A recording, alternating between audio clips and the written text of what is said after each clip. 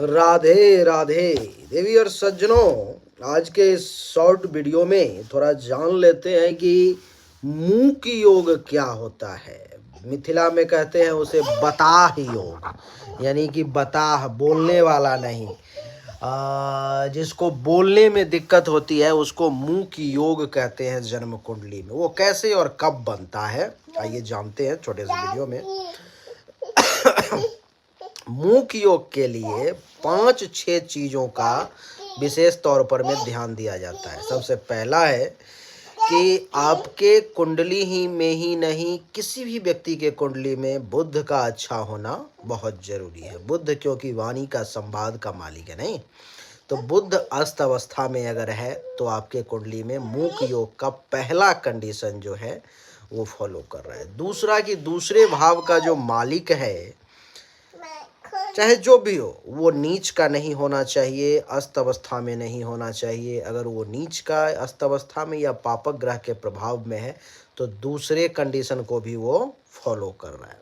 तीसरा जो है वो ये है कि पंचम भाव का मालिक नीच का नहीं होना चाहिए, अस्त अवस्था में नहीं होना चाहिए। तो कहने का अर्थ है कि पंचम भाव का मालिक भी अस्त अवस्था में या नीच का नहीं होना चाहिए। अगर होता है तो मूक योग का कंडीशन हो गया। चौथा ये है कि दूसरे भाव पर में किसी भी पापक ग्रह की दृष्टि, अथवा यूं कहूं तो पापक ग्रह का बैठना नहीं होना चाहिए। नहीं तो ये भी आपको कंठ से संबंधित, मुख से संबंधित रोग की ओर इशारा करता है। और छठा पॉइंट ये भी कह दूं कि देवगुरु बृहस्पति का भी अस्त का होना नहीं चाहिए। देवगुरु बृहस्पति भी अगर अच्छे कंडीशन में है तो बढ़िया रहेगा। यानी कि मूक योग के 5-6 कंडीशन हुए। पहला, बुध का अस्त अथवा नीच का नहीं होना। दूसरा, दूसरे भाव के जो स्वामी है उसका नीच का नहीं होना चाहिए वो, या अस्त अवस्था में नहीं होना चाहिए। तीसरा, पंचम भाव का स्वामी अस्त या नीच अवस्था में नहीं होना चाहिए। चौथा कि किसी भी पापक ग्रह की दृष्टि जो है सो नहीं होना चाहिए दूसरे भाव पर में। पांचवा कि शुक्र भी जो है सो अस्त अवस्था या नीच अवस्था में नहीं होना चाहिए। गुरु नीच अवस्था में नहीं होना चाहिए।